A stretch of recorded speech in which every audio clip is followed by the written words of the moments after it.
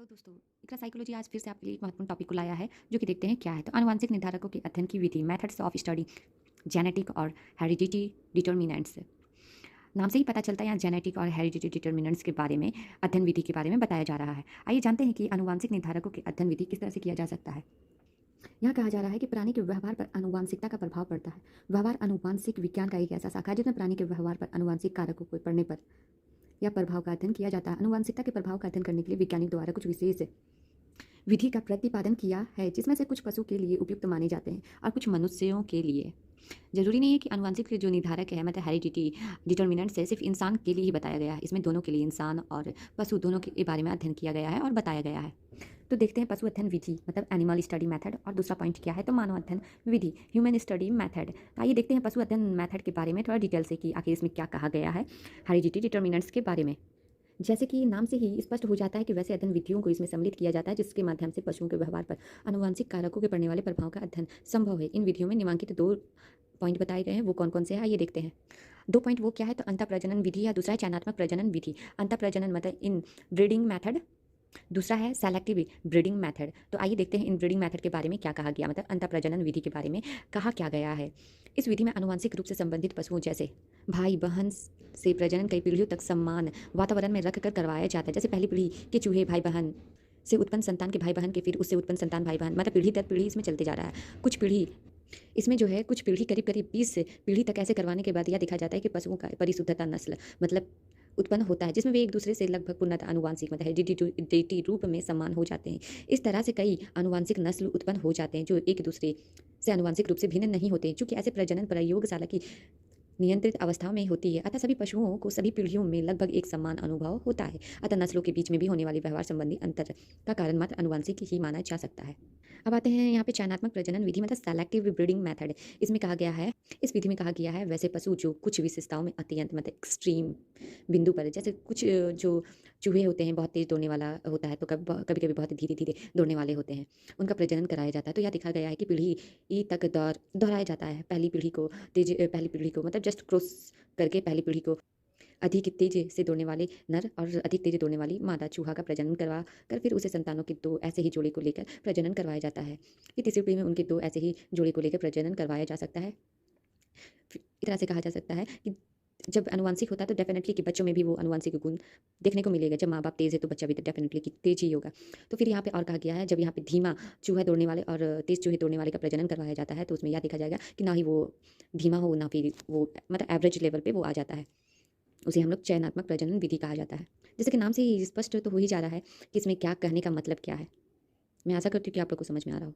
हम सभी ने पशु अध्ययन विधि के बारे में पढ़ें और उसके 2 पॉइंट को देखें। उसी प्रकार से मानव अध्ययन विधि के बारे में देखेंगे और उसके 3 पॉइंट बताए गए हैं, वो कौन कौन से पॉइंट है। तो वो पहला पॉइंट है पारिवारिक अध्ययन विधि, और दूसरा क्या है जुड़वाध्ययन विधि, तीसरा क्या है प्रदत्त ग्रहण विधि या पोषे पारिवारिक विधि जिसे कहते हैं एडोप्टेशन मेथड, और फॉस्टर फैमिली मेथड जिसे कहते हैं पारिवारिक अध्ययन विधि मतलब फैमिली स्टडी मेथड, जुड़वा ट्विन स्टडी मेथड इंग्लिश में उसका नाम है।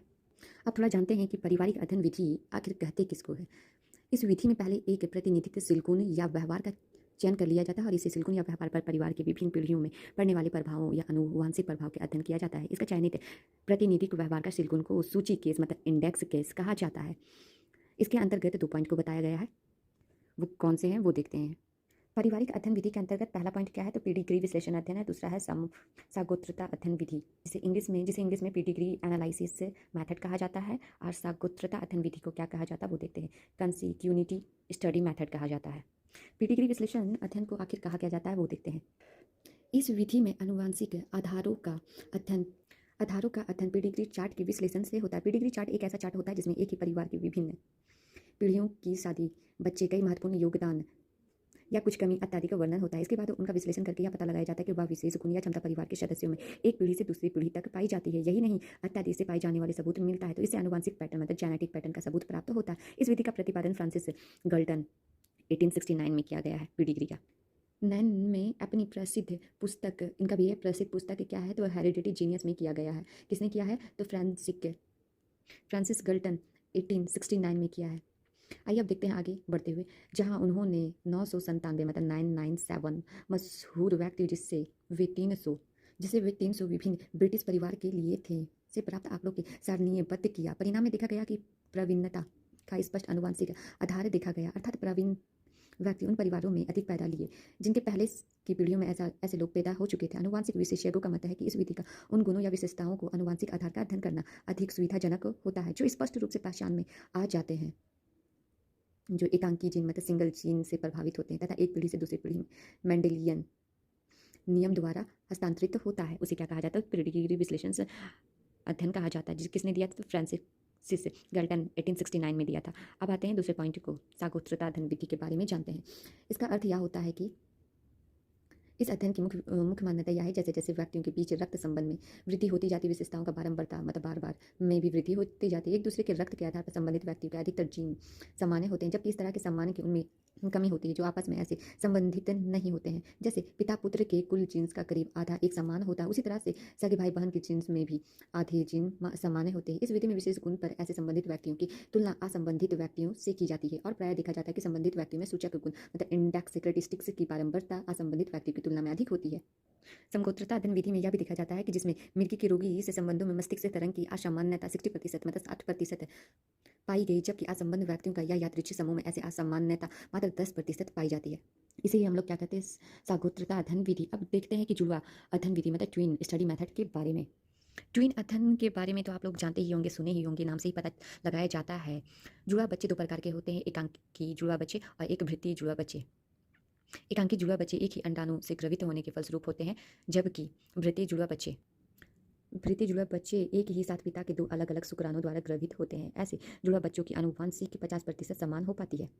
इसी प्रकार से जुड़वा अध्ययन विधि के बारे में आलोचना करते हुए कुछ बिंदुओं पर चलते हैं और देखते हैं। सबसे पहले आलोचना यह किया जाता है कि एकांकी जुड़वा बच्चों तथा वृत्तीय जुड़वा बच्चों की पहचान जन्म के समय करने का जो आधार है वह काफ़ी स्थूल एवं अविश्वसनीयता है। सामान्यतः जब दोनों बच्चों एक ही पुराइन कहें या फिर खेड़ी कहें तो उसे एकांकी जुड़वा बच्चा समझा जाता है, परंतु जब अधिक वैज्ञानिक सबूत नहीं माना गया है, क्योंकि 20 से 30% एकांकी जुड़वा बच्चों में एक पुराइन बच्चे रूप से एक समान लगते हैं, जबकि वृत्तीय जुड़वा बच्चों में ऐसी समानता कम नहीं होती है।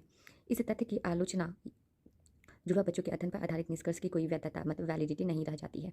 इसी प्रकार से आते हैं दूसरे पॉइंट का आलोचना करते हुए जुड़वा अध्ययन विधि में एकांकी जुड़वा बच्चों का वृत्तीय जुड़वा बच्चों दोनों ही एक ही माता पिता के संतान होने के नाते उनका पालन पोषण भी एक ही तरह का वातावरण में किया जाता है। वातावरण में समानता होने के कारण इनके व्यवहार में भी समानता हो सकती है और उसी तरह से उसके सिलिकॉन एवं रोगों में समानता होने के कारण वातावरण की भी समानता बहुत हद तक हो सकती है। अतः उसे आनुवंशिक के आधार को कितना समर्थन मिलता है यह कहना एक टेढ़ी खीर की तरह होती है। अब आते हैं एडॉप्टेशन मेथड और फॉस्टर्स फैमिली मेथड के बारे में, मतलब दत्तक ग्रहण विधि या पोष्य पारिवारिक विधि के बारे में। एडॉप्टेशन के बारे में ये बायोलॉजिकल रूप से उनके संतान नहीं होते हैं, क्योंकि एडॉप्टेशन मतलब एडॉप्ट किया हुआ मतलब गोद लिया हुआ जिसे कहते हैं।